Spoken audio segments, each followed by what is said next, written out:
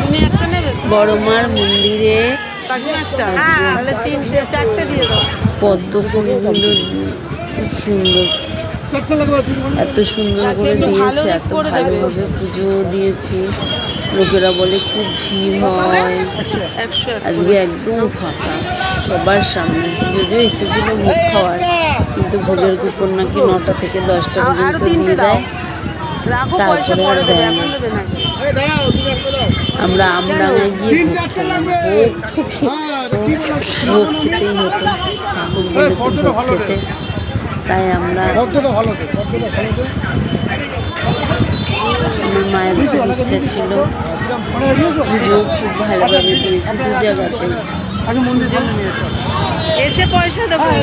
শুধু জল আনতে পারিনি, ভাটা ছিল, জোয়ার আসেনি তখনও, সেই জন্য।